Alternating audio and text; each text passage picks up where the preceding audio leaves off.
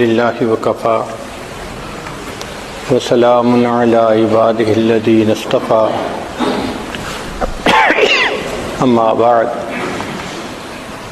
اعوذ باللہ من الشیطان الرجیم بسم اللہ الرحمن الرحیم وَإِذْ أَخَذَ رَبُّكَ مِنْ بَنِي آدَمَ مِنْ ظُهُورِهِمْ ذُرِّيَّتَهُمْ وَأَشْهَدَهُمْ عَلَىٰ أَنفُسِهِمْ أَلَسْتُ بِرَبِّكُمْ قَالُوا بَلَىٰ سبحان ربك رب العزة عما يصفون وسلام على المرسلين والحمد لله رب العالمين اللهم صل على سيدنا محمد وعلى آل سيدنا محمد وبارك وسلم۔ اللہ رب العزت نے انسانوں کے اس دنیا میں پیدا ہونے سے پہلے عالم ارواح میں آدم علیہ السلام کی پشت پر اپنی قدرت کا دایاں ہاتھ پھیرا، اس سے ان کی اولاد نکلی، مرد عورتیں جن کے چہرے سفید تھے، قد چھوٹے تھے، مگر کھرب ہا کھرب جتنے قیامت تک پیدا ہونے والے تھے سب برآمد ہوئے۔ پھر اللہ رب العزت نے اپنی قدرت کا بایاں ہاتھ پھیرا، پھر ان کی اولاد برآمد ہوئی مگر چہرے سے آتے۔ اس وقت اللہ رب العزت نے ان سے ہم کلامی فرمائی اور ان سے کہا الست بربکم، کیا میں تمہارا پروردگار نہیں ہوں؟ قالوا بلا، سب نے یہ اقرار کیا۔ حدیث مبارکہ میں ہے کہ چونکہ انسانوں کو ہم کلامی کا کبھی موقع نہیں ملا تھا، تو جب پروردگار عالم نے پوچھا الست بربکم تو سب حیران تھے۔ سب سے پہلے محسن انسانیت سید الاولین والآخرین حضرت محمد مصطفیٰ احمد مجتبیٰ صلی اللہ علیہ وسلم، انہوں نے فرمایا بلا۔ پھر ان کے بعد ساری مخلوق نے بھی بلا کا لفظ کہا، تو آپ معلم اول بھی ہیں۔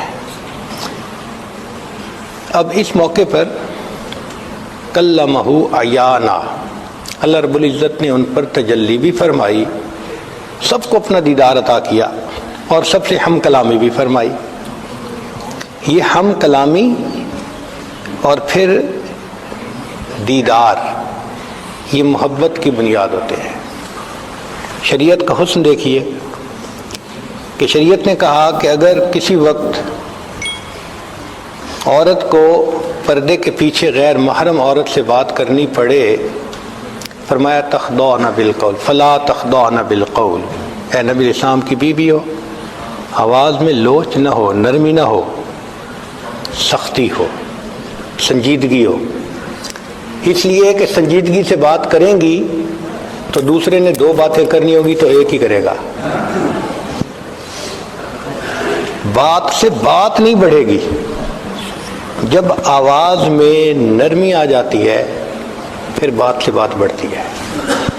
تو شریعت نے دیکھو نپ دی ایول ان دی بڈ، شروع سے برائی کو کچل دو، بات بڑھ ہی نہ سکے، فرمایا تم ذرا جچی تلی آواز میں جواب دو تاکہ دوسرا مرد تم سے زیادہ فالتو بات ہی نہ کر سکے۔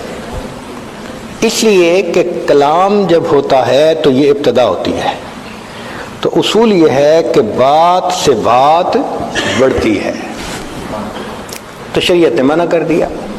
اور یہ بھی ایک عجیب بات ہے کہ جب بات ہونے لگ جائے تو پھر دیکھنے کو بھی دل کرتا ہے۔ چنانچہ 1,24,000 انبیاء کرام، مگر کسی نے اللہ تعالیٰ سے یہ نہیں کہا کہ اللہ میں آپ کو دیکھنا چاہتا ہوں سوائے حضرت موسیٰ علیہ السلام کے۔ وہ کیوں؟ وَكَلَّمَ اللَّهُ مُوسَىٰ تَكْلِيمًا، موسیٰ علیہ السلام سے اللہ تعالیٰ ہم کلامی فرماتے تھے، تو ہم کلامی کا نتیجہ ہوتا ہے کہ دیکھنے کو دل کرتا ہے۔ موسیٰ علیہ السلام نے کہا رب ارنی انظر الیک، میں آپ کو دیکھنا چاہتا ہوں۔ تو بات سے بات بڑھتی ہے، نمبر 1۔ نمبر 2 کہ بات تک بات نہیں رہتی پھر دیکھنے کو دل کرتا ہے۔ تو شریعت نے کہا کہ دیکھو غیر محرم مرد اور عورت کا معاملہ ہے، نگاہیں بھی نیچی رکھو، مت دیکھو، بات بھی نہ کرو، اور اگر کرنے کی ضرورت بھی پیش آئے تو جچی تلی آواز، تاکہ اگلے کو زیادہ بات کرنے کا موقع ہی نہ ملے۔ اب یہاں پر تمام روحوں کو ہم کلامی بھی نصیب ہوئی، اللہ تعالیٰ کا دیدار بھی نصیب ہوا، تجلی بھی نصیب ہوئی، کلمہ ہوا یانا، تو پھر بات اور آگے بڑھی۔ چنانچہ ہم کلامی سے اور دیکھنے سے دل میں محبت آتی ہے، لہذا اللہ رب العزت نے ہر انسان کے دل میں یوم الست اپنی محبت کا بیج ڈال دیا تھا، ہر انسان کے دل میں۔ اس لیے فرمایا کہ ہر انسان فطرت اسلام کے اوپر پیدا ہوتا ہے، یہ پھر آگے اس کے والدین ہیں، ماحول ہے کہ وہ کس دین کو اپنا لیتا ہے۔ تو ہر انسان کے اندر اللہ رب العزت نے اپنی محبت کا بیج ڈال دیا۔ اس دن دو نعمتیں ملی تھیں ہر انسان کو، ایک نعمت ملی ہم کلامی کی، اور دوسری نعمت ملی دیدار کی، اور دو ہی برتن ہیں انسان کے پاس۔ ایک برتن کا نام ہے دھڑکتا ہوا دل، یہ عشق الہی کا برتن ہے، اور ایک کا نام ہے پھڑکتا ہوا دماغ، یہ علم الہی کا برتن ہے۔ تو سوز عشق بھی ملا اور کیف علم بھی ملا، یہ دونوں نعمتیں انسان کو وہاں سے ملی۔ چنانچہ ہر انسان فطری طور پر حسن کا قدردان ہے۔ حسن سے مراد صرف خوبصورت چہرہ نہیں، کوئی بھی چیز جس میں ریشو پرپورشن ٹھیک ہو، اچھا ہو، وہ دیکھنے میں ہر بندے کو اچھی لگتی ہے۔ بلڈنگ ہو تو اچھی لگتی ہے، کوئی سینری ہو تو دیکھنے میں اچھی لگتی ہے، کہیں کارپیٹ ایسا بنا ہو تو دیکھ کے اچھا لگتا ہے، ڈریس اچھا لگتا ہے، کوئی شخصیت ایسی ہو تو اچھی لگتی ہے۔ تو فطری طور پر اللہ نے ہر انسان کو حسن کا قدردان بنا دیا۔ اس کو حضرت شیخ الحدیث رحمۃ اللہ علیہ فرماتے ہیں، شاہد بزم ازل نے ایک نگاہ ناز سے، شاہد بزم ازل نے ایک نگاہ ناز سے عشق کو اس انجمن میں آشکارا کر دیا۔ ایک نگاہ ڈالی، ایک تجلی ڈالی، سارے انسانوں کو اللہ رب العزت نے عشق کا مزاج عطا فرما دیا، ہر بندے کو یہ اللہ نے عطا فرما دیا۔ چنانچہ ایک اور شعر لکھتے ہیں، بس ایک بجلی سی پہلے کوندی، پھر اس کے آگے خبر نہیں ہے، مگر جو پہلو کو دیکھتا ہوں تو دل نہیں ہے، جگر نہیں ہے۔ انسان اپنا دل دے بیٹھا اپنے پروردگار کو۔ حضرت شیخ الحدیث رحمۃ اللہ علیہ ایک اور شعر لکھتے ہیں اپنی کتاب میں، ازل سے حسن پرستی لکھی تھی قسمت میں، میرا مزاج لڑکپن سے آشکانہ ہے۔ بچے چھوٹے ہوتے ہیں نا تو ایک دوسرے کو کہتے ہیں کہ ہم ایک دوسرے کی آنکھوں میں دیکھتے ہیں، پلک نہیں چھپکنی، تو وہ دیکھتے ہیں کتنا نان سٹاپ ہم پلک چھپ کے بغیر دیکھ سکتے ہیں۔ اس کھیل کا نام رکھا ہوا ہے آنکھیں لڑانا۔ تو حضرت شیخ الحدیث رحمۃ اللہ شعر فرماتے ہیں کہ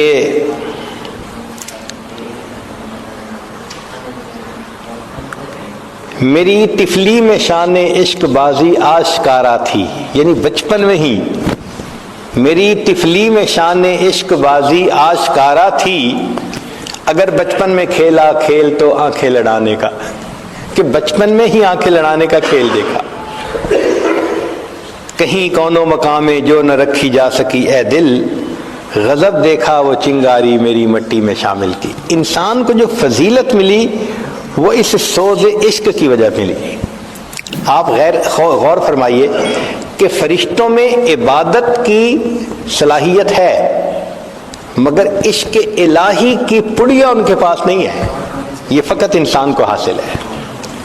انسان کے اندر محبت الہی کا جذبہ، ولولہ، درد محبت ہوتی ہے، یہ اللہ کے لیے اداس ہوتا ہے، اللہ کے نام پر سب کچھ قربان کرنے کے لیے تیار ہوتا ہے۔ یہ صفت اللہ نے فقط انسان کو عطا فرمائی، فرشتوں میں یہ صفت نہیں ہے۔ وہ تو فرما بردار بندے ہیں، لا یعصون اللہ ما امرہم ویفعلون ما یؤمرون. روبوٹ جیسے کام کر رہے ہوتے ہیں، اللہ کے حکم پر وہ کام میں لگے ہوئے ہوتے ہیں. یہ محبت کا جذبہ، عشق کا جذبہ، یہ اللہ نے فقط انسان کو عطا فرمایا.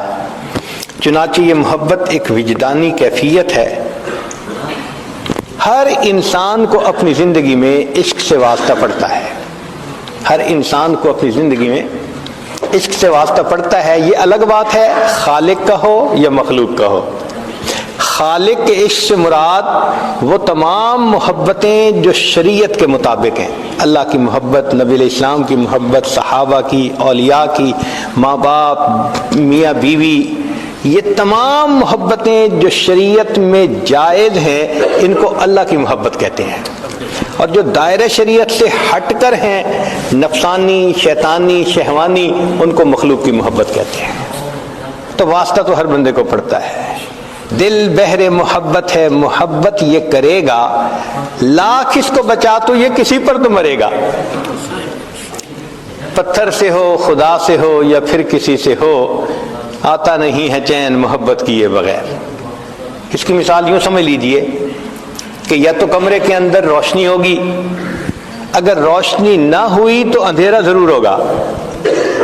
اسی طرح یا تو انسان کے دل میں اللہ رب العزت کی محبت کی روشنی ہوگی، اگر وہ نہ ہوئی تو مخلوق کی محبت کا اندھیرا ضرور ہوگا.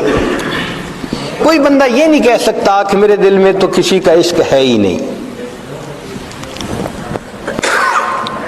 ہاں، اس کا فطری طور پر اس کا مادہ فطری طور پر ہر انسان کے خمیر میں رکھ دیا. جب ماحول مناسب ملتا ہے تو پھر وہ پھلتا پھولتا ہے. جیسے بیج ہوتا ہے نا، بیج کو مناسب زمین مل جائے، ماحول مل جائے تو درخت بن جاتا ہے، پھل پھول دیتا ہے. مناسب ماحول نہ ملے تو بیج الٹا مر جاتا ہے. اسی طرح محبت کا لفظ حبہ سے بنا ہے، اور حبہ عربی میں دانے کو کہتے ہیں. یہ دانے ہیں. اس کو اگر نیکی کا ماحول مل جائے تو انسان کے اندر اللہ کی محبت کا بیج وہ پھر پھل پھول دینے شروع کر دیتا ہے، نیکیوں کے اعمال ظاہر کرتا ہے. اور اگر ماحول مناسب نہ ملے تو یہ پھر بیج مر جاتا ہے. چنانچہ سمندر کے اندر جب چاند کی پہلی تاریخ ہوتی ہے تو سمندر بالکل کام اینڈ کوائٹ ہوتا ہے، کوئی لہریں نہیں ہوتی. لیکن جب 14ویں کا چاند ہوتا ہے نا تو مد جزر ہوتی ہے، ہائی ٹائیڈ اس کو کہتے ہیں. حتیٰ کہ اس کے باقاعدہ اسکیجول بنے ہوئے ہیں، اور جو بحری جہاز چلتے ہیں وہ اس کا خیال رکھ کے چلتے ہیں کہ ایسا نہ ہو کہ کہیں ہائی ٹائیڈ میں جہاز کسی ایکسیڈنٹ کا شکار نہ ہو جائے، ڈوب جاتے ہیں جہاز. تو دیکھیے جب چاند پوری آب و تاب پہ ہوتا ہے تو سمندر کا پانی اچھلتا ہے. کیوں اچھلتا ہے؟ اس کی لہریں ہوتی ہیں، مقناطیسی لہریں، اس کی گریویٹیشنل فورس ہوتی ہے، وہ کھینچتی ہے. تو جس طرح چاند کی مقناطیسی لہریں سمندر کے پانی کو اپنی طرف متوجہ کرتی ہیں، اسی طرح اگر چاند سامنے ہو یا چاند جیسی کوئی صورت سامنے ہو تو بندے کے دل میں بھی پھر محبت کی لہریں اٹھتی ہیں. اب یہاں سے ایک اشکال کا پتہ چلا کہ ایک صحابی تھے سیدنا حذیفہ رضی اللہ تعالیٰ عنہ. ایک دن اپنے گھر میں تھے، کہنے لگے نافق حنظلہ، حنظلہ منافق ہو گیا. اور یہ کہتے ہوئے نبی اسلام کی خدمت میں چل پڑے. راستے میں صدیق اکبر نہ ملے، پوچھا کیا حال ہے؟ کہنے لگے نافق حنظلہ. بھائی کیوں؟ کہ جو نبی علیہ الصلوۃ والسلام کی مبارک صحبت میں دل کی کیفیت ہوتی ہے، گھر جاتے ہیں تو وہ نہیں ہوتی، تو یہ تو منافقت ہے، یہ تو درنگی ہے. تو صدیق اکبر کہنے لگے کہ ہاں یہ تو ہمارے ساتھ بھی ہوتا ہے، اور پوچھتے ہیں. چنانچہ نبی علیہ السلام کی خدمت میں حاضر ہوئے. اے اللہ کے حبیب صلی اللہ علیہ وسلم، ہمارے ساتھ یہ معاملہ. نبی علیہ الصلوۃ والسلام نے فرمایا حذیفہ، جو کیفیت میری صحبت میں تمہارے دل کی ہوتی ہے، اگر ہر وقت رہے تو فرشتے راستہ چلتے تم سے مسافہ کرنے لگ جائیں. یہ تو گائے گائے کہیں کہیں ہوتی ہے.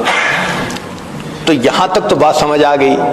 اب علماء نے لکھا کہ دیکھیں صحابہ رضی اللہ عنہم کی کیفیت میں کوئی فرق نہیں تھا کہ وہاں محبت زیادہ تھی، گھر آ کے محبت کم تھی۔ فرق یہ تھا کہ جب نبی علیہ الصلوۃ والسلام کی صحبت میں جاتے تھے تو وہاں حسن کا چاند سامنے ہوتا تھا، تو صحابہ کے دل میں مد و جزر ہوتی تھی محبت کی، اور جب گھروں میں آ جاتے تھے تو جیسے پہلی تاریخ کو سمندر کام اینڈ کوائٹ ہوتا ہے، دل کی وہ کیفیت ہو جاتی تھی۔ یہیں سے ایک مسئلہ اور بھی واضح ہوا۔ امام شافعی رحمۃ اللہ علیہ فرماتے ہیں الایمان یزید و ینقص، اور امام اعظم ابو حنیفہ رحمۃ اللہ علیہ فرماتے ہیں الایمان لا یزید ولا ینقص۔ اب دونوں حضرات نے اپنے اپنے دلائل دیے۔ امام شافعی رحمۃ اللہ فرماتے ہیں کہ اس کی کمیت بڑھتی بھی ہے گھٹتی بھی ہے، اور اس پہ انہوں نے دلائل دیے ہیں۔ امام اعظم رحمۃ اللہ نے فرمایا نہیں، مقدار وہی رہتی ہے، اس کی کیفیت گھٹتی بڑھتی ہے۔ چنانچہ امام اعظم رحمۃ اللہ علیہ کی جو بات تھی اس کو علماء نے کہا کہ وہ زیادہ ٹھوس تھی، اضبط تھی مضبوط کی بجائے، اور اس کی بھی یہی دلیل تھی کہ امام صاحب کہتے ہیں کہ جس طرح سمندر کا پانی پہلی تاریخ کو بھی مقدار میں اتنا ہی ہوتا ہے اور 14 تاریخ کو بھی مقدار میں صرف مد و جزر کا فرق ہوتا ہے۔ یہی ایمان کی کمی بیشی ہے کہ انسان اپنی ایمان کی کیفیت میں کبھی کمی اور بیشی محسوس کر رہا ہوتا ہے، مقدار میں کمی بیشی نہیں ہوتی، وہ وہی ہوتی ہے۔ اس لیے شریعت نے کہا کہ تم اپنی نگاہوں کی حفاظت کرو۔ جو نگاہوں کی حفاظت کرے گا یقیناً وہ پاک دامنی کی زندگی گزارے گا، جس کی نظر محفوظ نہیں ہوگی وہ پاک دامنی کی زندگی نہیں گزار سکے گا۔ امام اعظم امام ربانی مجدد ثانی رحمۃ اللہ نے لکھا ہے کہ آنکھ کا دیکھنا ابتدا ہے اور پھر زنا کا ارتکاب یہ اس کی انتہا ہے۔ جو انتہا سے بچنا چاہتا ہے اسے ابتدا سے بچنا پڑے گا، نہیں بچے گا تو پھر انتہا تک بھی پہنچ جائے گا۔ اس لیے فرمایا قل للمؤمنین یغضوا من ابصارہم، ایمان والوں سے کہو اپنی نگاہوں کو نیچا رکھیں۔ اس پر کسی شاعر نے شعر کہا کہ جس غذا میں بھی ہو نمک شامل واجب الاحتیاط ہوتی ہے۔ بعض غذائیں ہوتی ہیں نا ان میں نمک ہوتا ہے، تو نمک ہونے کی وجہ سے وہ بلڈ پریشر والے بندے کو نقصان دیتی ہیں، ہائی بلڈ پریشر کر دیتی ہیں، تو ڈاکٹر لوگ کہتے ہیں کہ بھئی آپ سالٹ استعمال نہ کریں۔ تو اس پر شاعر نے شعر کہا کہ جس غذا میں بھی ہو نمک شامل واجب الاحتیاط ہوتی ہے، جن کی صورت میں ہو نمک شامل واجب الاحتیاط ہوتے ہیں۔ کچھ صورتیں بھی ہوتی ہیں ان میں بھی نمکین صورتیں ہوتی ہیں۔ نمکین کیوں کہا کہ بار بار دیکھنے کو دل کرتا ہے، میٹھا بار بار نہیں کھانے کو دل کرتا، میٹھے سے بندہ تنگ آ جاتا ہے۔ چنانچہ ہم بچپن میں اپنے اسکول میں انگریزی کی کتاب میں سٹوری پڑھتے تھے، ایک بادشاہ کی کئی بیٹیاں تھیں، اس نے پوچھا کہ کون مجھ سے زیادہ محبت کرتا ہے؟ کسی نے کہا میں شہد کی طرح، کسی نے کہا میں مٹھاس کی طرح، کسی نے کوئی میٹھی چیز، سب نے میٹھی چیزوں کا تذکرہ کیا۔ ایک بیٹی نے کہا ابو مجھے آپ سے محبت ہے نمک کی طرح، تو باپ کو بڑا غصہ آیا، اس نے اس کو سزا دی۔ خیر سزا اس نے برداشت کر لی۔ پھر ایک وقت آیا کہ سب بچیوں کی شادی ہو گئی۔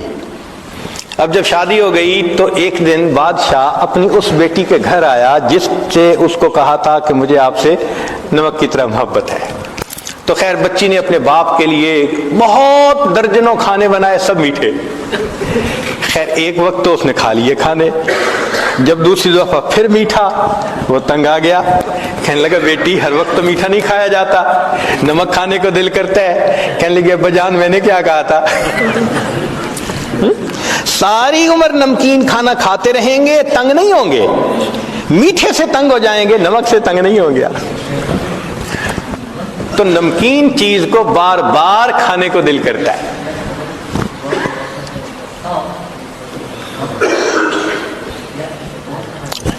اس لیے اس دنیا میں ہر انسان کے دل میں اللہ رب العزت کے ساتھ محبت ہوتی ہے، صرف ماحول ملنے کی بات ہوتی ہے۔ آپ دیکھیں کوئی بہت ہی گناہگار انسان ہو، گناہوں میں لچڑا ہوا، اس کو بھی ذرا نیکی کے ماحول میں آپ لے کے آئیں، آپ دیکھیں اس کے اندر اللہ کی محبت کا جذبہ بیدار ہونا شروع ہو جائے گا۔ اس لیے نبی علیہ السلام نے فرمایا خیارکم فی الجاہلیت خیارکم فی الاسلام اذا فقہوا، کہ جو تم میں سے بدکاری میں آگے بڑھے ہوئے تھے جاہلیت میں، نیکی پر آئیں گے، تم سے آگے بڑھ جائیں گے جب وہ سمجھ پا جائیں گے۔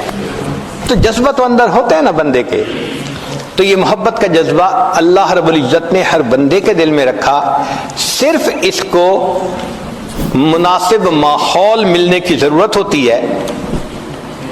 چنانچہ اس کائنات میں جتنا اللہ رب العزت کو چاہا گیا، جتنا اللہ تعالیٰ سے محبت کی گئی، جتنا ٹوٹ کے اللہ سے پیار کیا گیا، جتنا تنہائیوں میں اللہ کو یاد کر کے آنسو بہائے گئے، جتنا راتوں کو اللہ کو پکارا گیا یا اللہ کے لیے انسان اداس ہوا، کوئی دوسری ہستی ایسی نہیں کہ جس سے اتنی محبت کی گئی ہو۔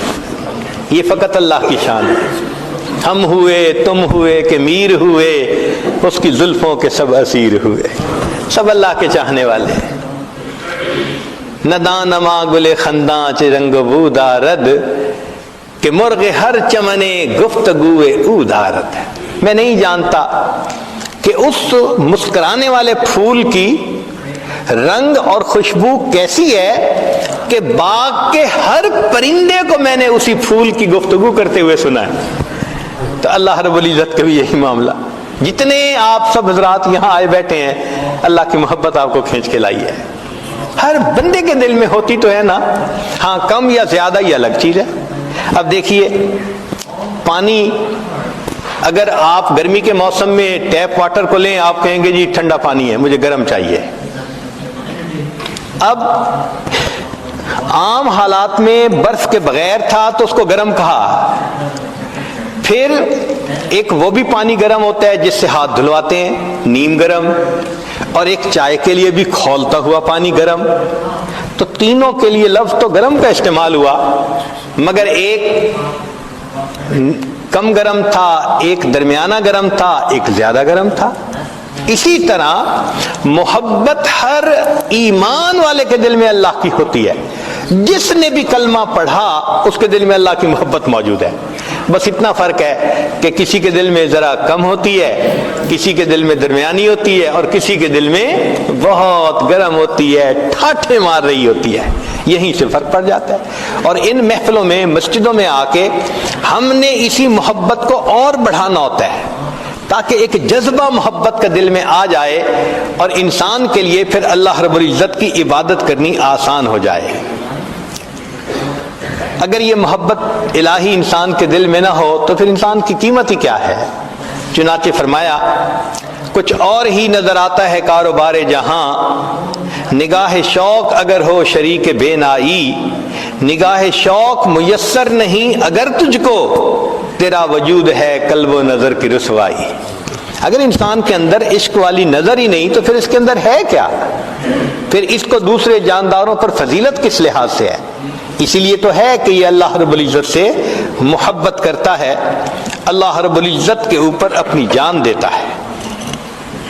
عقل و دل و نگاہ کا مرشد اولی ہے عشق، عقل و دل و نگاہ کا مرشد اولی ہے عشق، عشق نہ ہو تو شرع و دین بت قدائے تصورات۔ اگر دین سے محبت الہی کو نکال دیا جائے تو پیچھے چند تصورات کے اور کیا بچتا ہے؟ تو اصل چیز تو اللہ کی محبت ہے، یہ پوری شریعت کا نچوڑ ہے۔ چنانچہ مومن کی زندگی کو دیکھیں، اس میں عاشق کی تمام علامتیں پائی جاتی ہیں۔ مثلا کوئی بھی عاشق ہوگا، سب سے بڑی علامت کہ وہ بار بار محبوب کے گھر کی طرف چکر لگائے گا، اس کا گزارا نہیں ہوتا۔ مومن کو دیکھو، کم از کم دن میں 5 مرتبہ اپنے گھر سے اللہ کے گھر کی طرف، جیسے اذان سنی بھاگتا ہے، ایک نماز پڑھی دوسری اذان سننے کے لیے انتظار۔ نبی علیہ الصلوۃ والسلام فرمایا کرتے تھے ارحنی یا بلال، بلال میری آنکھوں کو ٹھنڈک پہنچا دے، اذان دے کر میرے دل کو ٹھنڈک دے دے۔ نبی علیہ الصلوۃ والسلام کو اذان اتنی اچھی لگتی تھی، چنانچہ سیدہ شریکہ لانا فرماتی ہیں کان رسول اللہ صلی اللہ علیہ وسلم یحدثنا ونحدثہ، کہ نبی علیہ السلام ہم سے گفتگو کر رہے ہوتے تھے، ہم نبی علیہ السلام سے گفتگو کر رہے ہوتے تھے، لیکن جیسے ہی اذان کی آواز آتی تھی کأنہ لم یعرفنا ولم نعرفہ، ایسے نبی علیہ السلام اذان کی آواز سن کے ہو جاتے تھے، وہ ہمیں نہیں پہچانتے، ہم ان کو نہیں پہچانتے، بیگانہ ہو جاتے تھے. کیوں؟ اس وقت نماز کے لیے مسجد میں تشریف لے آتے تھے. ایک اور حدیث مبارکہ میں فرمایا کہ وَإِذَا سَمِعَ الْأَذَانَ كَأَنَّهُ لَا يَعْرِفُ أَحَدٌ مِّنَ النَّاسِ. نبی علیہ السلام ایسے ہوتے تھے کسی بندے کو پہچانتے ہی نہیں ہیں، جیسے بس محبوب کی آواز آ جاتی تھی کانوں میں، اللہ اکبر، اب ہر طرف سے ہٹ کٹ کے مسجد کی طرف جانے کی تیاری ہو جاتی ہے. تو مومن دن میں 5 مرتبہ اپنے محبوب کے گھر کی طرف وضو کر کے چلتا ہے. حدیث مبارکہ میں ہے جو وضو کر کے مسجد کی طرف چلے ایسا ہی ہے جیسے حاجی حج کا احرام باندھ کر اللہ کے گھر کی طرف جا رہا ہوتا ہے. تو دیکھو چکر لگے نا مسجد کے، اور مسجد میں آ کے پرسکون. المؤمن فی المسجد کالسمک فی الماء، جیسے پانی میں مچھلی پرسکون ہو جاتی ہے، مومن مسجد میں آتا ہے تو اس طرح پرسکون ہو جاتا ہے، چونکہ محبوب کا گھر ہے. یہاں اللہ رب العزت کی محبت کا جذبہ پورا ہوتا ہے.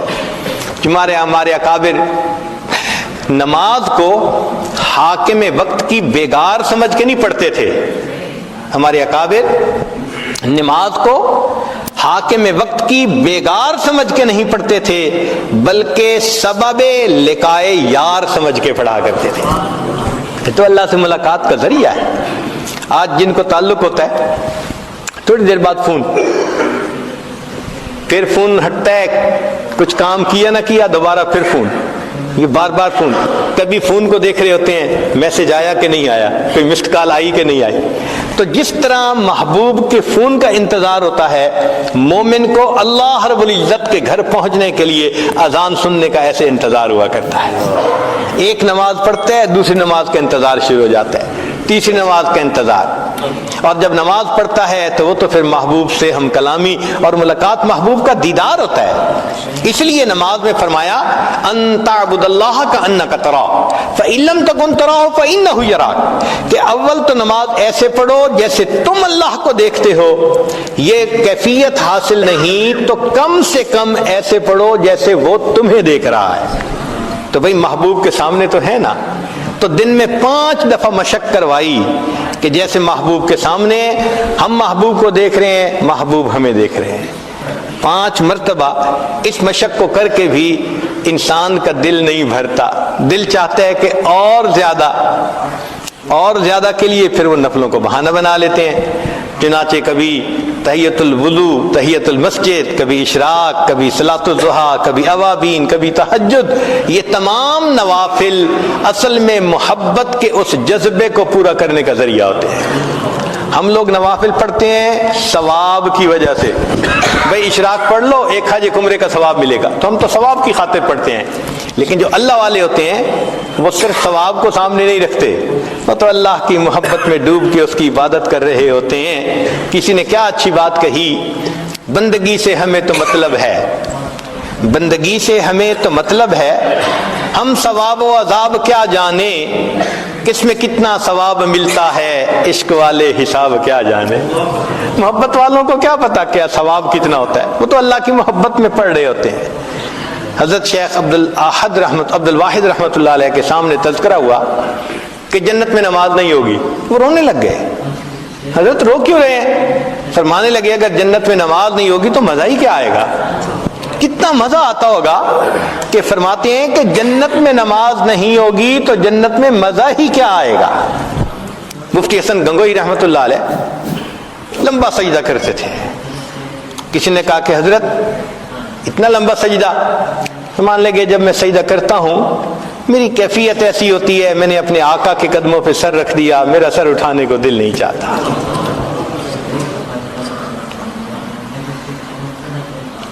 اللہ اکبر کبیرہ. تو جن کو نماز کی کیفیت حاصل ہوتی ہے وہ پھر نماز کو بہانہ بناتے ہیں اللہ رب العزت سے ملاقات کا. حضرت حاجی صاحب کے سامنے کسی نوجوان نے جنت کے تذکرے شروع کیے اور حور و قصور کی باتیں کی. خاموشی سے سنتے رہے.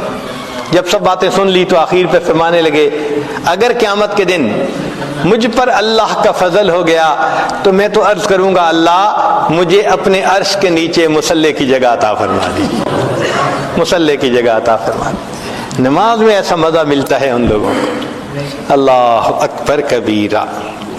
اسی لیے نماز اہتمام سے پڑھیں، اور نوافل جہاں پڑھنے کا موقع ملے کبھی نہ چھوڑیں۔ نوافل جہاں پڑھنے کا موقع ملے اس کو نہ چھوڑیں۔ دو وجوہات ہیں، ایک تو یہ کہ معلوم نہیں کس جگہ کا کیا ہوا سجدہ میرے اللہ کو پسند آ جائے، ہم نہیں جانتے، تو کیا پتا کون سا سجدہ پسند آ جائے، اس لیے نفل کا موقع مل رہا ہے تو ضرور پڑھو، چھوڑنا نہیں چاہیے۔ اور دوسری بات یہ کہ جو نوکر ذاتی وقت میں مالک کا کام کرتا ہے نا تو مالک کو زیادہ پیارا لگتا ہے۔ دیکھیں ڈیوٹی میں تو ہر کوئی کام کرتا ہے۔ اب آپ کا اگر ایک خادم کہے وہ جی میں آتے ہوئے آپ کے لیے بڑا اچھا شہد مل رہا تھا، مجھے آدھا گھنٹہ لگا، میں شہد لے کے آیا ہوں، لو پورے دن کی ڈیوٹی سے وہ محبت دل میں نہیں آنی جو اس آدھے گھنٹے شہد لانے کی وجہ سے دل میں محبت آ جائے گی کہ اس نے ذاتی وقت میں میرا کام کیا۔ اس لیے ایک ہوتا ہے ضابطے سے لینا اور ایک ہوتا ہے رابطے سے لینا، دو باتیں ہوتی ہیں، ایک ہوتا ہے ضابطے سے لینا اور ایک ہوتا ہے ضابطے سے تو تھوڑا ہی ملا کرتا ہے، ضابطے کے مطابق ملتا ہے۔ مثال کے طور پہ آپ نے گھر میں ڈرائیور رکھا اور اس کی تنخواہ آپ نے متعین کر دی جی کہ آپ کو اتنی ملے گی، تو آپ ہر مہینے اس کو اتنی تنخواہ دے دیتے ہیں۔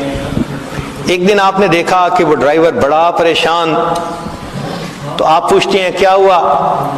وہ کہتے ہیں میں بہت پریشان ہوں، بیٹی کی شادی ہے، تاریخ قریب آ گئی، میں غریب آدمی ہوں، کچھ بنا نہیں سکا، اب سمجھ نہیں آ رہی کہ میں بیٹی کے ہاتھ کیسے پیلے کروں، کیسے اس کو رخصت کروں۔ اب اس نے 2 منٹ آپ کے ساتھ اپنا رابطہ کیا تو پہلے ہر مہینے آپ اس کو 1000 پاؤنڈ دیتے تھے بالفرض، اب آپ اس کو ماشاءاللہ 5000 پاؤنڈ دے دیں گے، اچھا بھائی جاؤ بیٹی کی شادی کرو۔ اب 2-4 منٹ کی قیمت 5000 پاؤنڈ تو نہیں ہے نا، لیکن کیوں اس کو دے دیا؟ اس نے رابطہ کیا، تو رابطے سے جو ملتا ہے وہ بہت زیادہ ہوتا ہے۔ اب ایک مسئلہ یہاں سے اور سمجھ بھی آ گیا، بعض اوقات کہتے ہیں کہ جی 2 نفل اشراق کے پڑھنے سے ایک حج اور ایک عمرے کا ثواب، وہ جی حج پہ تو بڑا وقت لگتا ہے، پیسہ لگتا ہے، فرض ہوتا ہے، تو حج اور عمرے کا ثواب 2 نفل پہ؟ جی ہاں، یہ ضابطے سے نہیں وہ بندہ لے رہا، یہ بندہ رابطے سے اللہ سے لے رہا ہے۔ ذاتی وقت ہے نا اس کا، کوئی فرض تو نہیں ہے نا اشراق کی نماز پڑھنا، تو جب نفلی وقت میں ذاتی وقت میں وہ آقا کی خدمت کر رہا ہے، اب آقا کی مرضی ہے ان نفلوں پہ جتنا چاہے انعام عطا فرمائے۔ تو نفلوں کو نہیں چھوڑنا چاہیے، جہاں موقع ملے ضرور پڑھیں، کیا پتا کس جگہ کا سجدہ میرے اللہ کو پسند آ جائے۔ تو ایک نشانی تو یہ ملی مومن میں کہ دوڑ دوڑ کے بھاگ بھاگ کے اپنے محبوب کے گھر کے چکر لگاتا ہے۔ دوسری بات، محبوب پہ اپنا مال لٹانا۔ دنیا داروں کو دیکھا، کہیں تعلق ہوتا ہے تو گفٹ بھیجے جا رہے ہیں، دیے جا رہے ہیں، اور مال لٹایا جا رہا ہے، شاپنگ کروائی جا رہی ہے۔ تو مومن کو دیکھو، اللہ کے حکم پہ زکوٰۃ بھی دے رہا ہے، صدقات بھی دے رہا ہے، اللہ کے راستے میں مال لٹا رہا ہوتا ہے نا، دے رہا ہوتا ہے نا اللہ کے راستے میں۔ تو مومن بھی اللہ کے نام پہ اپنا مال لٹاتا ہے، بلکہ حدیث مبارکہ میں ہے کہ جب رمضان کا مہینہ آتا تھا، اللہ کے محبوب صلی اللہ علیہ وسلم اپنے دونوں ہاتھوں سے مال اللہ کے راستے میں صدقہ فرمایا کرتے، اتنا صدقہ کرتے تھے اللہ کے راستے میں۔ تو مومن خوش ہوتا ہے اللہ کے راستے میں اپنا مال دے کر۔ سیدنا ابراہیم علیہ السلام اپنے بکریوں کو چراتے ہوئے آ رہے ہیں، ایک آدمی قریب سے گزرا اور گزرتے ہوئے اس نے یہ پڑھا، سبحان ذی الملک والملکوت، سبحان ذی العزت والعظمت والہیبت والقدرت والکبریاء والجبروت۔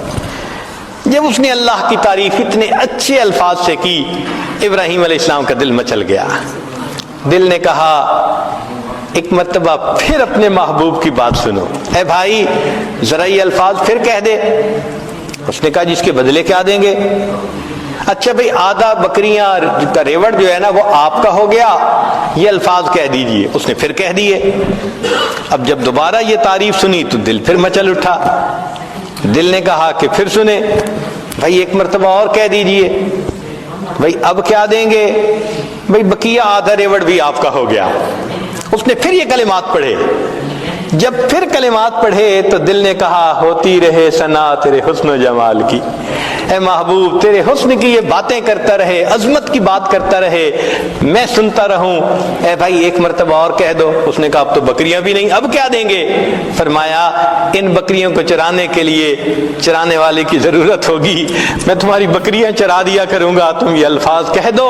جب یہ کہا تو وہ کہنے لگا ابراہیم علیہ السلام مبارک ہو، میں فرشتہ ہوں، اللہ نے مجھے آپ کے پاس بھیجا تھا، جاؤ میرے خلیل کے سامنے اور جا کر میری تعریف کرو اور دیکھو وہ میرے نام کے کیا دام لگاتا ہے۔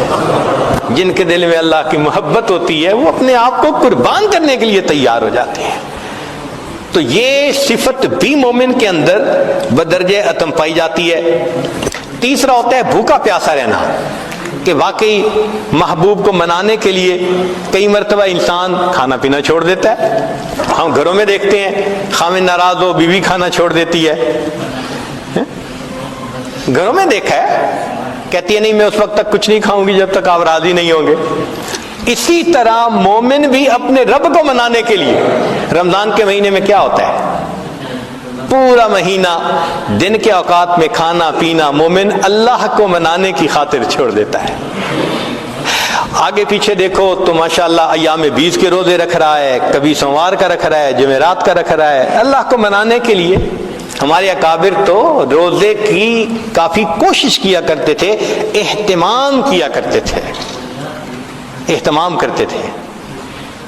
تو یہ صفت بھی مومن کے اندر پائی جاتی ہے، اللہ کی خاطر بھوکا پیاسا رہنا۔ پھر ایک چوتھی صفت ہے کہ راتوں کو جاگنا۔ آپ دیکھیں جن کا کہیں نہ کہیں تعلق ہوتا ہے راتوں کو نیند نہیں آتی، رات کے 2 بجے بھی جاگ رہے ہوں گے، صبح کے وقت بھی جاگ رہے ہوں گے، بھئی نیند ہی نہیں آتی، تو نیند روٹ جاتی ہے، نیند چلی جاتی ہے، راتوں کو جاگتے ہیں۔ ہمارے اکابر بھی اسی طرح کرتے تھے، اللہ کی محبت میں راتوں کو جاگتے تھے۔ بلکہ کتابوں میں لکھا ہے کہ ہمارے اکابر رات کے آنے کے اس طرح منتظر ہوا کرتے تھے جیسے دلہا دلہن سے ملاقات کے لیے رات کا منتظر ہوا کرتا ہے۔ ایسے وہ رات کے منتظر ہوتے تھے کہ ہم مصلی پہ آئیں گے، اپنے رب کی عبادت کریں گے۔ تذکرۃ الحفاظ میں ایک عجیب بات لکھی کہ ایک نوجوان تھا، حافظ قرآن تھا، اور اس کی عادت تھی کہ وہ رات کو عشاء کے بعد نوافل پڑھتا تھا اور تہجد تک قرآن پڑھتا رہتا تھا، یہ روز کی معمول تھا اس کا۔ اللہ کی شان دیکھیں کہ اس نے ایک دن نکاح کیا۔ جب نکاح کیا تو پھر بیوی کے پاس آیا، بیوی سے بات چیت ہوئی، تو بات چیت میں دونوں نے کہا کہ ہم ایسے کرتے ہیں کہ 2 رکعت نفل پڑھ کے اپنی ازدواجی زندگی کی پھر ابتدا کرتے ہیں۔ کہنے لگے ہاں بہت اچھا۔ چنانچہ خاوند نے بھی نیت باندھ لی، پیچھے بیوی نے بھی الگ نیت باندھ لی۔ اب بیوی نے تو جلدی سے 2 رکعت پڑھ لی اور انہوں نے جو تلاوت شروع کی تو چونکہ ایک معمول تھا پوری زندگی کا، وہ قرآن پڑھتے رہے، انہیں خیال ہی نہ رہا کہ کوئی میرے انتظار میں ہے۔ جب معمول کے حساب سے سلام پھیرا تو بیوی کو بیٹھے دیکھا تو بیوی نے کہا آپ خود بھی تھکے اور آپ نے مجھے بھی تھکا دیا۔ تو کہنے لگے اچھا ابھی تو میں فجر پڑھنے جا رہا ہوں، فجر کے بعد آؤں گا تو پھر ملیں گے۔ یہ کہہ کے آ گئے، فجر کی نماز پڑھی، فجر میں دوستوں سے ملاقات ہو گئی۔ اب دوست تو پھر یار ہوتے ہیں نا، پوچھتے ہیں۔ کسی نے کہا سناؤ مہمان کو کیسے پایا؟ جھوٹ کا تو زمانہ نہیں تھا کہ جھوٹ بول کے کچھ کہہ دیتے، تو انہوں نے بتا دیا ابھی ملاقات نہیں ہوئی۔ تو کسی نے کہا تو کیسا مرد ہے، پہلی رات کہتے ہیں کہ بیوی سے ملاقات ہی نہیں ہوئی۔ تو جب انہوں نے تانا دیا تب اس نوجوان نے کہا کہ اللہ کی قسم میں نے 2 رکعت کی نیت باندھی تھی، قرآن کی لذت نے مجھے بات ہی بھلا دی کہ بیوی میرے انتظار میں بیٹھی ہوئی ہے۔ تو اللہ والے بھی اللہ کی خاطر راتوں کو جاگتے ہیں۔ مجھ کو نہ اپنا ہوش نہ دنیا کا ہوش ہے، بیٹھا ہوں مست ہو کے تمہارے جمال میں، تاروں سے پوچھ لو میری روداد زندگی، راتوں کو جاگتا ہوں تمہارے خیال میں۔ اللہ کی یاد میں راتوں کو جاگ رہے ہوتے ہیں۔ اللہ کے حبیب صلی اللہ علیہ وسلم بھی راتوں کو اسی طرح جاگتے ہیں۔ سیدہ صدیقہ عنہا فرماتی ہیں کہ نبی علیہ الصلوۃ والسلام تشریف لائے، میرے پاس لیٹ گئے، کچھ دیر بعد فرمانے کہ ذری نہیں، اے عائشہ چھوڑ، میں اپنے رب کی عبادت کرتا ہوں۔ پھر اللہ کے حبیب صلی اللہ علیہ وسلم مصلی پہ آئے، پھر اتنا روئے کہ آپ کے آنسو کے ٹپکنے کی آوازیں مجھے ایسے لگ رہی تھی جیسے بارش کے قطروں کی گرنے کی آواز ہوتی ہے۔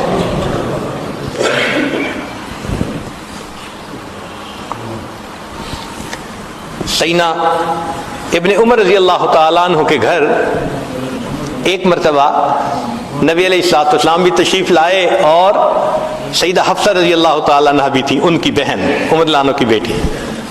کھانا کھایا، دیر ہو گئی، ابن عمر رضی اللہ عنہ نے آفر کر دی، اے اللہ کے وسلم یہیں آرام فرما لیجئے۔ تو نبی علیہ السلام وہیں آرام فرمانے لگے کمرے میں۔ اب ام المومنین حفصہ رضی اللہ تعالیٰ عنہ بھی ساتھ لیٹی ہیں، نبی علیہ السلام بھی لیٹے ہیں۔ ام المومنین فرماتی ہیں کہ کچھ دیر کے بعد میں نے دیکھا کہ کوئی مائع چیز میرے چہرے کے اوپر گر رہی ہے۔ میں نے ہاتھ لگایا تو گرم گرم پانی، آنسو۔ تو میں حیران، جب اٹھ کے دیکھا تو اللہ کے محبوب صلی اللہ علیہ وسلم کی آنکھوں سے آنسو گر رہے تھے، اور میں چونکہ ساتھ ایک ہی تکیے پہ لیٹی ہوئی تھی تو وہ میرے چہرے کے اوپر بھی آ رہے تھے۔ تو میں نے کہا مائیب کی، اے اللہ کے وسلم آپ کیوں رو رہے ہیں؟ تو نبی علیہ السلام نے فرمایا حفصہ تو نے سنا نہیں، باہر صحن میں تیرا بھائی عبداللہ ابن عمر تہجد پڑھ رہا ہے، اور تہجد میں اس نے ابھی آیت پڑھی کلا انہم عن ربہم یومئذ لمحجوبون، کہ قیامت کے دن یہ کفار اللہ سے حجاب میں ہوں گے، پردے میں ہوں گے۔ یہ آیت سن کر مجھے رونا آ گیا، اللہ میری امت کو حجاب کا عذاب عطا نہ فرمانا۔ پھر فرمایا حفصہ انا مشتاق و بی اشتیاق، میں مشتاق ہوں، میں اللہ کا عاشق ہوں، میرے دل میں اللہ کی محبت نے تڑپ لگا دی۔ تو مومن تو اللہ کی خاطر راتوں کو جاگتا ہے، عبادت میں لگا رہتا ہے۔ پانچویں خوبی کہ کبھی کبھی محبوب کو منانے کے لیے انسان ضد کر کے بیٹھ جاتا ہے کہ جی بس میں تو آپ کے قدموں میں بیٹھا ہوں، جب تک نہیں مانیں گے میں قدموں میں سے نہیں اٹھوں گا۔ یہ ڈیرے ڈالنا یہ بھی منانے کا ایک طریقہ ہے۔ جیسے حضرت تھانوی رحمۃ اللہ علیہ، ان کے ایک اجل خلیفہ تھے حضرت خواجہ عزیز الحسن مجذوب رحمۃ اللہ علیہ، خانقاہ میں تھے، تربیت اصلاح کے لیے رہتے تھے۔ ایک مرتبہ ان سے ذرا بڑی غلطی ہو گئی، تو جب غلطی ہوئی تو سرزنش کے لیے حضرت نے فرمایا کہ اچھا اپنی گٹھڑی سر پہ اٹھاؤ اور مسجد سے نکل جاؤ۔ اصلاح کے لیے ایسی بات کرنی پڑتی ہے۔ اب چونکہ تعمیل حکم کرنی تھی، انہوں نے اپنا بستر اٹھایا، مسجد سے تو باہر قدم رکھا مگر دروازے کے اوپر ہی بیٹھ گئے۔ کہنے لگے بھئی حضرت نے یہی کہا تھا نا کہ مسجد سے نکل جاؤ، تو میں مسجد سے نکل گیا، یہ تو نہیں کہا تھا کہ دروازے سے بھی دور کہیں چلے جاؤ، تو میں تو دروازے پہ بیٹھا ہوں۔ اب کیا ہوتا، جو آنے والا آتا دروازہ کھولتا، یہ یوں کر کے دیکھتے حضرت کے چہرے پہ نظر پڑ جاتی، پھر کوئی اور آتا پھر چہرے کو دیکھ لیتے، ایک دن دو دن۔ اب حضرت تھانوی رحمۃ اللہ بھی بڑے حیران کہ میں نے کہا تھا چلے جاؤ، یہ پھر دروازے پہ بیٹھ گیا۔ تو حضرت نے کسی بندے کو بھیجا، بھئی جاؤ اس سے پوچھو یہ چاہتا کیا ہے، کیوں بیٹھا ہے یہاں۔ تو جب اس نے جا کے پوچھا تو شاعر تھے نا، انہوں نے آگے شعر میں جواب دیا، اگر تو در نہ کھولے گا تو میں بھی در نہ چھوڑوں گا، اگر تو در نہ کھولے گا تو میں بھی در نہ چھوڑوں گا، حکومت اپنی اپنی ہے، ادھر تیری ادھر میری۔ آپ کو نکالنے کا اختیار ہے اور میں دروازہ نہیں چھوڑتا، یہ میرا اختیار۔ حضرت اتنا خوش ہوئے کہ اسی وقت ان کو واپس بلا لیا۔ اب یہ ڈیرے ڈالنا اگر مومن کی زندگی میں دیکھیں تو مومن رمضان میں اپنے گھر سے رخصت لے کر، دفتر سے رخصت لے کر 10 دن کے لیے اعتکاف مسجد میں آ کے ڈیرے ڈال دیتے، اے اللہ بس میں نے دہلیز پکڑ لی، منا کے ہی اٹھوں گا آپ کو۔ تو دیکھیں وہ بھی نشانی پائی گئی کہ مومن اپنے رب کو منانے کے لیے کس طرح ڈیرے ڈال کے بیٹھ جاتا ہے۔ سبحان اللہ۔ تو اگر دیکھیں تو مومن کے اندر وہ تمام صفات ہیں جو ایک عاشق کے اندر ہوتی ہے، اور اللہ والے تو یہ ہوتے ہیں کہ بس ہر وقت بات کرتے ہیں تو اللہ کی بات کرتے ہیں۔ یا تیرا تذکرہ کرے ہر شخص ورنہ پھر ہم سے گفتگو نہ کرے. ان کا دل چاہتا ہے جو بات ہو بس اللہ ہی کی بات ہو، ایسے ان کا دل چاہتا ہے، کیونکہ اللہ تعالیٰ ان کے دل میں بس جاتے ہیں، اللہ ان کے دل میں آ جاتے ہیں، اللہ ان کے دل میں سما جاتے ہیں، بلکہ سچ بات کہوں اللہ ان کے دل میں چھا جاتے ہیں. فارسی کے کچھ اشعار ہیں عجیب. لکھنے والے نے کہا جاں ز تن بردی و در جانی ہنوز، اے محبوب تو نے میرے جسم سے روح تو میری نکال لی اور ابھی بھی میری روح میں بس تو ہی رہا ہے. جاں ز تن بردی و در جانی ہنوز، درد ہا دادی و درمانی ہنوز. اے محبوب درد بھی مجھے آپ ہی نے دی ہے اور اس درد کی دوا بھی تو آپ ہی تو ہیں. جاں ز تن بردی و در جانی ہنوز، درد ہا دادی و درمانی ہنوز. اشکارا سینہ امبش کافتی، ہم چنا در سینہ پنہانی ہنوز. اے محبوب آپ نے میرے سینے کو چیر چیر کے کھول کے رکھ دیا. عجیب بات ہے کہ اس کے باوجود میرے دل میں چھپے ہوئے آپ ہی ہیں. اشکارا سینہ امبش کافتی، ہم چنا در سینہ پنہانی ہنوز. ملک دل کر دی خراب از تیغ ناز. اے محبوب آپ نے ناز کی تلوار سے میرے دل کو تہوالا کر کے رکھ دیا. نہ کوئی دنیا کی خواہش چھوڑی نہ کوئی آخرت کی خواہش چھوڑی، ہر تمنا دل سے رخصت ہو گئی. آپ نے ناز کی تلوار سے میری ہر تمنا کو میرے دل سے نکال دیا. مگر عجیب بات ہے اندری ویران سلطانی ہنوز، ہر تمنا کو رخصت کر دیا اور اس ویرانے میں بھی ابھی حکومت ہے تو آپ ہی کی ہے. عجیب سبحان اللہ. جاں ز تن بردی و در جانی ہنوز، درد ہا دادی و درمانی ہنوز. اشکارا سینہ امبش کافتی، ہم چنا در سینہ پنہانی ہنوز. ملک دل کر دی خراب از تیغ ناز، اندری ویران سلطانی ہنوز. اور آخری شعر تو بڑا ہی عجیب ہے. کہتے ہیں قیمت خود ہر دو عالم گفتائی. اے محبوب آپ نے اپنی قیمت دو عالم لگائی ہے کہ میری خاطر دنیا اور آخرت دونوں کی خواہش کو قربان کر دو. اے محبوب تو نے اپنی قیمت دنیا آخرت کی خواہش دل سے نکال دینا کہ صرف اللہ کی طلب رہے، ہر طلب دل سے مٹ جائے. قیمت خود ہر دو عالم گفتائی. اے محبوب آپ نے اپنی قیمت دو عالم کو قربان دینا کہا ہے. نرخ بالا کن کے ارزانی ہنوز. اے محبوب قیمت بڑھا دیجئے، آپ نے تو بڑا سستا سودا کر لیا. آپ کی خاطر دو جہان قربان کرنے کون سے مشکل کا. جن کے دل میں اللہ کی محبت ہوتی ہے یوں اللہ کے لیے قربان ہوتے ہیں.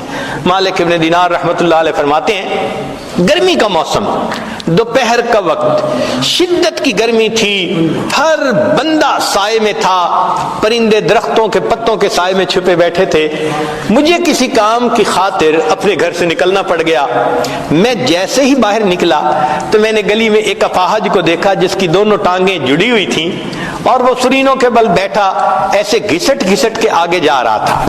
جب میں اس کے قریب ہوا تو میں نے دیکھا کہ دھوپ کی وجہ سے اس کی جلد سرخ ہو چکی جیسے جلتی ہے، پسینے میں شرابور جیسے نہایا ہوا ہے اور وہ چلتا جا رہا ہے. میں نے سلام کر کے پوچھا کہ تو کہاں جا رہا ہے؟ اس نے کہا کہ میں حج کے سفر پہ جا رہا ہوں۔ میں نے کہا کہ میرے گھر کے اندر آؤ، آرام کر لو، جب شام کو سورج کی گرمی کم ہو جائے گی تم پھر اس وقت سفر کر لینا۔ اس نے کہا مالک ابن دینار، آپ تو پاؤں کے ذریعے آرام سے سفر طے کرتے ہیں، میں گھسٹ گھسٹ کے انچ بائی انچ آگے سفر طے کرتا ہوں، وقت زیادہ لگتا ہے، میں راستے میں رکنا نہیں چاہتا، ایسا نہ ہو کہ ادھر ایام حج آ جائیں اور میں ابھی راستے میں پھر رہا ہوں، میں رمان میں کہیں نہیں رکوں گا، منزل پہ پہنچ کے دم لوں گا۔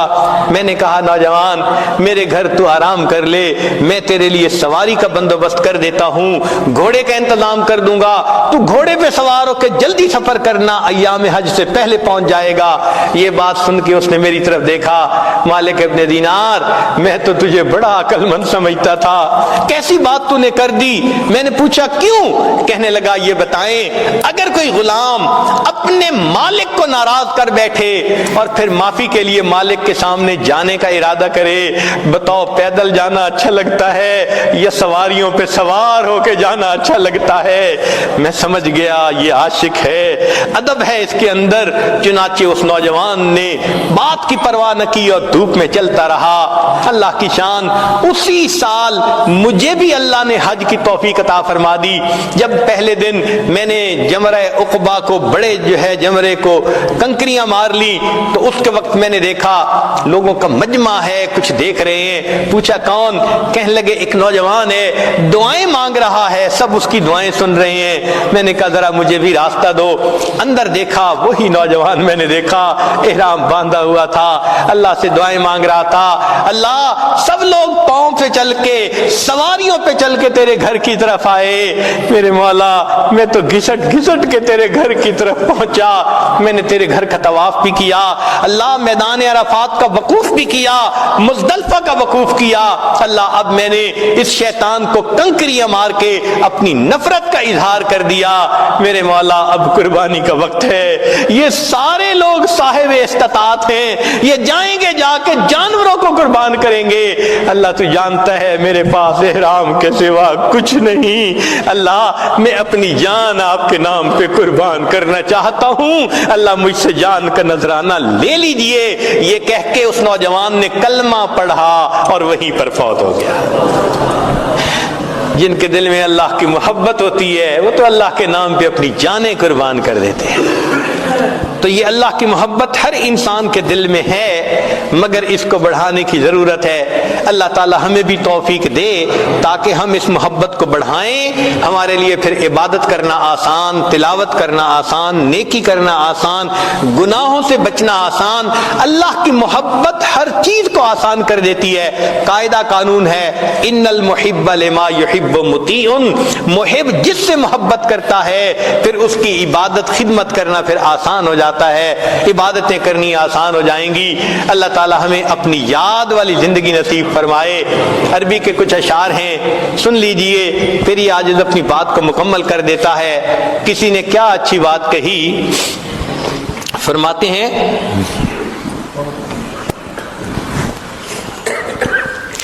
واللہ ما طلعت شمس ولا غربت الا وانت فی قلبی ووسواسی، اللہ کی قسم کبھی سورج طلوع نہیں ہوا اور کبھی سورج غروب نہیں ہوا، مگر اے محبوب میرے دل میں، میری سوچ دھیان میں تیری ہی تو ذات ہوتی ہے۔ واللہ ما طلعت شمس ولا غربت الا وانت فی قلبی ووسواسی، ولا جلست الى قوم احدثهم الا وانت حدیثی بین جلاسی، اور اللہ کی قسم میں کبھی اپنے دوستوں کی محفل میں نہیں جا کر بیٹھا مگر ان کی محفل میں تذکرہ اے محبوب تیری ذات ہی کا تو میں کر رہا ہوتا۔ ولا ذکرتک محزونا ولا تربا الا وحبک مقرون بانفاسی، اور میں نے کبھی خوشی میں اور غم کی حالت میں آپ کا تذکرہ نہیں کیا مگر اے محبوب میرے سانسوں میں تیری محبت ہی تو لپٹی ہوئی ہوتی ہے۔ وَلَا هَمَمْتُ بِشُرْبِ الْمَاءِ مِنْ عَطَشٍ إِلَّا رَأَيْتُ خَيَالًا مِنْكَ فِي الْكَأْسِ، ارے محبوب میں نے کبھی شدت پیاس کے عالم میں پانی کا پیالہ نہیں پیا مگر اس حال میں کہ میں پیالے میں تیری تصویر ہی تو ڈھونڈ رہا ہوتا ہوں۔ فَلَوْ قَدَرْتُ عَلَى الْإِتْيَانِ زُرْتُكُمْ صَحْبًا عَلَى الْوَجْهِ أَوْ مَشْيًا عَلَى الرَّأْسِ، ارے محبوب اگر کبھی آپ کی طرف سے پیغام آ جائے کہ آؤ میرے دیدار کی خاطر تو اے محبوب میں اپنے رخسار اور اپنے سر کے بل چلتا ہوا آپ کی خدمت میں حاضر ہو جاؤں گا۔ تو جن کے دل میں اللہ کی محبت ہوتی ہے وہ تو پھر اللہ کے گھر اپنے سر کے بل چل کے جانے کو تیار ہوتے ہیں۔ اللہ ہمیں بھی اپنی ایسی محبت عطا فرمائے۔